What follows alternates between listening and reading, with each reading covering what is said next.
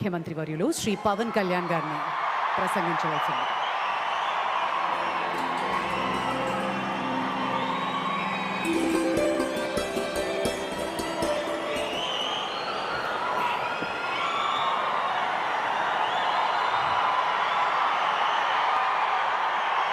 మహోన్నత భారతదేశానికి యుగ పురుషుడిగా వికసిత్ భారత్ మహాసంకల్పానికి దూరదృష్టి గల రూపకర్తగా ధర్మాన్ని, భారతీయ శాశ్వత నాగరికత విలువల్ని పరిరక్షించడంలో ఆచంచల నిబద్ధతను కనపరుస్తూ తన దూరదృష్టి గల నాయకత్వంలో 140 కోట్ల భారతీయుల ఆశయాలకు నూతన స్ఫూర్తినిచ్చి దేశాన్ని అపూర్వ ప్రగతి పథంలో వేగంగా ముందుకు నడిపిస్తూ ఆత్మనిర్భరత స్ఫూర్తిని, జాతి గొప్పతనాన్ని మరింత బలోపేతం చేసి ప్రపంచ వేదికపై భారతదేశాన్ని ఆత్మవిశ్వాసంతో కూడిన గౌరవప్రదమైన స్థానం నిలబెట్టిన మన గౌరవ ప్రధానమంత్రి శ్రీ నరేంద్ర మోదీ గారికి మన రాష్ట్ర ప్రజలందరి తరపున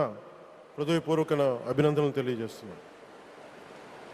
వేదికపైన ఆసీనులైన honourable governor of Andhra Pradesh Shri Abdul Nazeer గారికి, విజనరీ లీడర్ శ్రీ గౌరవ ముఖ్యమంత్రి శ్రీ నారా చంద్రబాబు నాయుడు గారికి, honourable union minister civil aviation Kinjarapu Rammohan Naidu గారికి, honourable governor of Goa Shri Pusapati Ashok Gajapati Raju గారికి, గౌరవ కేంద్ర మంత్రి వర్యులందరికీ,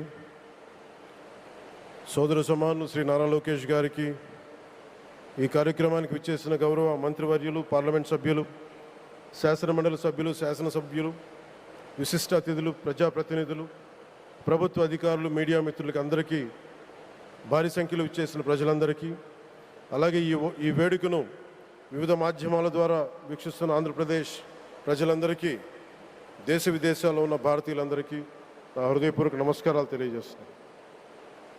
ఈ నేల బానిసగా ఉండదు, ఈ జాతి ఎవరికి తల వంచదని సవాల్ విసిరిన అసామాన్య విప్లవ వీరుడు అల్లూరి సీతారామరాజు గారు, ఆయన పేరు మన ఎయిర్పోర్ట్కి పెట్టడం చాలా చాలా స్ఫూర్తిదాయకం. As we dedicate this airport to the people, one thought comes to my mind: Alluri స్ఫూర్తి రెక్కలపై ప్రపంచాన్ని చేరే ఆంధ్రప్రదేశ్.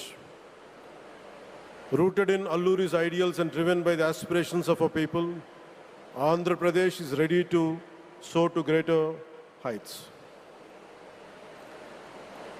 ఈరోజు మన గౌరవ ప్రధానమంత్రి శ్రీ నరేంద్ర మోదీ గారి చేతుల మీదుగా అల్లూరి సీతారామరాజు అంతర్జాతీయ విమానాశ్రయానికి, జాతికి దీనిని అంకితం చేయటం ఆంధ్రప్రదేశ్ అభివృద్ధి ప్రస్థానంలో ఒక నూతన అధ్యాయానికి నాంది పలుకుతుంది. మోదీ గారి నాయకత్వంలో ఈరోజు 17,435 కోట్ల విలువైన అభివృద్ధి కార్యక్రమాలు ప్రజలకి అంకితం కావడం, అలాగే national highway projects, energy infrastructure ప్రాజెక్టులో ప్రారంభోత్సవాలు, శంకుస్థాపనలు జరగడం మన రాష్ట్ర అభివృద్ధిలో చాలా కీలకమైన ఘట్టం. ఈ ప్రాజెక్ట్స్ కనెక్టివిటీని బలోపేతం చేయడం కాదు,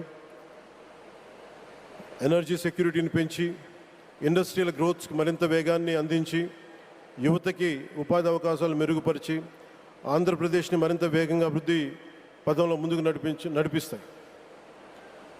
ఒక దేశం కేవలం ప్రకటనలతో అభివృద్ధి చెందదు, ప్రజల కళల సాకారం అయ్యే మౌలిక సదుపాయాలతో అభివృద్ధి చెందుతుంది. So honourable Modiji, your vision of Viksit Bharat and Atmanirbhar Bharat is transforming the nation across every sector, from highways to railways, from ports to airports, from digital infrastructure to defense, manufacturing and renewable energy. చరిత్ర కేవలం మన నిర్మించిన కట్టడాలను మాత్రమే గుర్తుంచుకోదు, వాటి ద్వారా నిర్మితమైన భవిష్యత్తుని గుర్తుంచుకుంటుంది. ఈ విషయం మీ నాయకత్వంలో ఆంధ్రప్రదేశ్కి లభిస్తున్న అభివృద్ధిలో చాలా చాలా స్పష్టంగా కనిపిస్తూ ఉంది. ఇదివరకే విశాఖపట్నంలో 2 లక్షల కోట్ల పైగా పెట్టుబడులు, అందులో ఎన్టీపీసీ గ్రీన్ హైడ్రోజన్ హబ్, జాతీయ రహదారులు, రైల్వే ప్రాజెక్టులు, అలాగే అమరావతి కోసం 50,000 కోట్ల పెట్టుబడులు, రాయలసీమ అభివృద్ధికి 13,400 కోట్ల ప్రాజెక్టులు మన రాష్ట్ర అభివృద్ధికి బలమైన పునాది వేస్తున్నాయి. South Coast railway zone at Visakhapatnam ఏర్పాటు ద్వారా ఆంధ్రప్రదేశ్ ప్రజల చిరకాల ఆకాంక్షను సాకారం చేస్తుంది.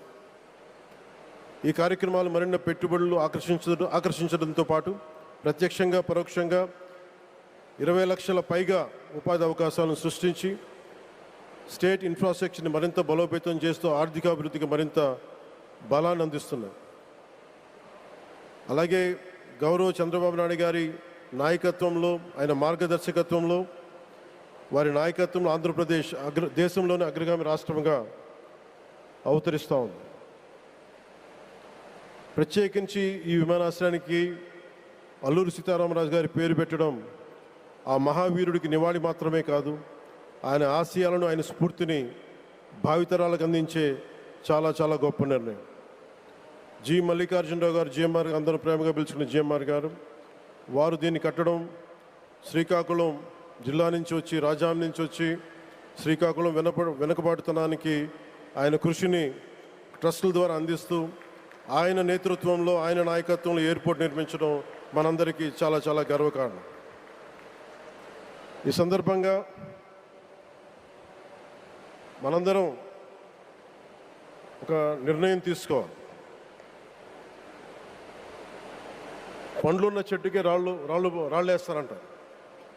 కష్టపడే కుటుంబ సభ్యుడు, తండ్రి కావచ్చు, పెద్ద కొడుకు కావచ్చు, అందరూ అతని మీద పడతారు. నువ్వు ఎక్కువ కష్టపడు, ఎక్కువ తిట్లు తింటావు. అలాంటిది మనం ఎలాంటి పరిస్థితుల నుంచి వచ్చాం? భారతదేశం ఒక పరిస్థితిలో బంగారాన్ని కూడా తాకట్టు పెట్టుకునే పరిస్థితి వచ్చింది. అలాంటి పరిస్థితుల నుంచి దశాబ్దం పైనుంచి మూడోసారి ప్రధానమంత్రిగా ఆయన ఈ రోజున మన దేశాన్ని నడిపిస్తూ ఉన్నారు. అలాంటి ప్రధానమంత్రిని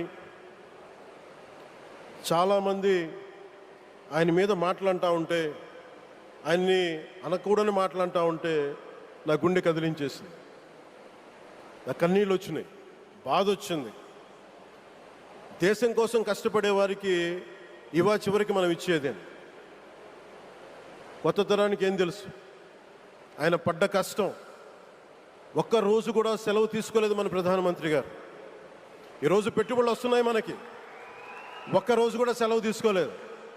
శత్రు దేశాలు, మన అభివృద్ధికి ఈర్ష్యపడే పశ్చిమ దేశాలు, వీటన్నిటినీ తట్టుకొని ఒకవైపు విదేశాల్లో ఉండే శత్రువులతో పోరాడాలి, దేశాన్ని అభివృద్ధి పదంలో తీసుకెళ్దామంటే అంతర్గత శత్రువులతో పోరాడాలి. అలాంటి వ్యక్తికి మనం ఇవ్వగలిగేది కేవలం మేమున్నాం మీ వెంట, మీ మీద మాట పడితే అది మా మీద పడ్డట్టే, అదే మనం వారికి ఇవ్వాల్సింది. నిజంగా ఆయన జంతర్ మంత్రులు అన్ని మాట్లాడుతూ ఉంటే నేను ఈ రోజున ప్రధానమంత్రి గారికి ఒకటే ఇస్తున్నాను, మిమ్మల్ని కొట్టే నాయకుడు లేడు ఈ భారతదేశంలో,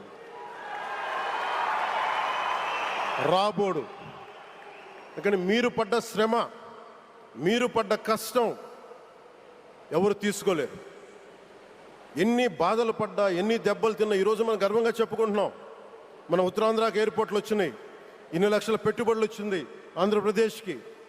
కానీ ఇవన్నీ తట్టుకొని చెయ్యాలి అంటే 144 కోట్ల తాలూకు ప్రజల ఆకాంక్షల్ని ఎంతోమంది వెనక్కి లాగుతున్నా, ఒకళ్ళు ముందుకు తీసుకెళ్లాలంటే ఎంతమంది తిడుతున్నా, విమర్శిస్తున్నా తీసుకెళ్తున్నారంటే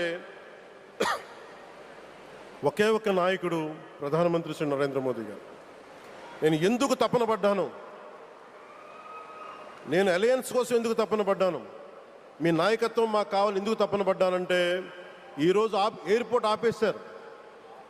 ఒక చిన్నపాటి ఎర్ర బస్సు కూడా రాని చోట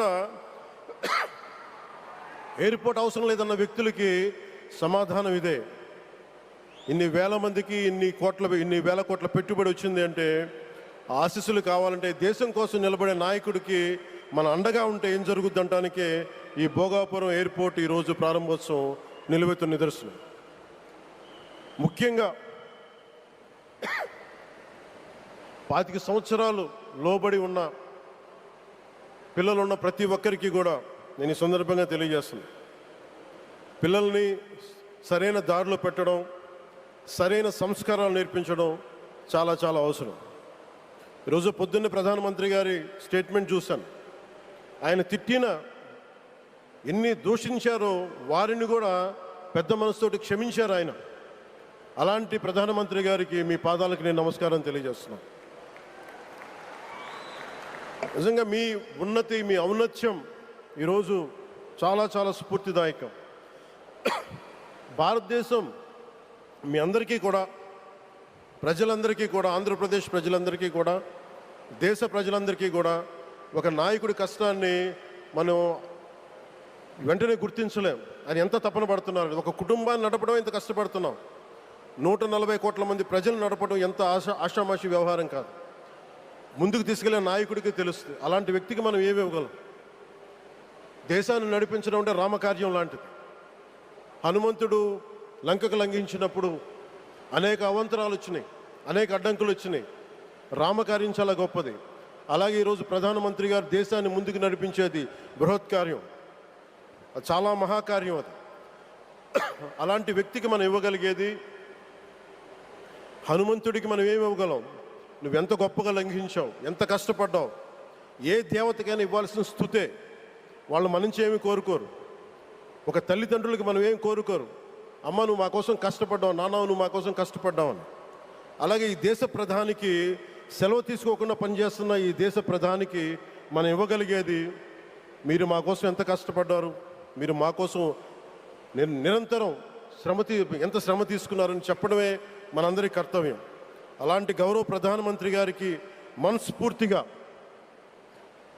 మీరు అనుకున్నంత కాలం అధికారం మీరు వద్దంటే వదలాలి, కానీ అధికారం మీ చేతుల్లోనే ఉంటుంది. దానికి మేమందరం నిరంతరం కృషి చేస్తామని తెలియజేసుకుంటూ, భారతమాత ముద్దుబిడ్డ మన ప్రధానమంత్రి నరేంద్ర మోదీ గారికి ధన్యవాదాలు తెలుపుకుంటూ, ఒక్కసారి ఆయనకి ఇవ్వగలిగేది భారత్ మాతకి జేజేలు చెప్పుకుంటూ సెలవు తీసుకున్నాను.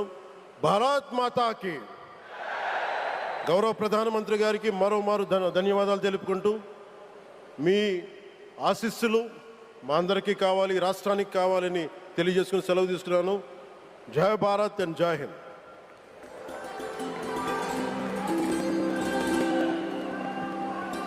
Thank you sir, thank you very much.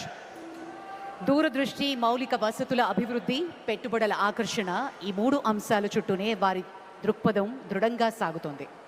ఆంధ్రప్రదేశ్ను దేశంలోనే అత్యంత వేగంగా అభివృద్ధి చెందుతున్న రాష్ట్రంగా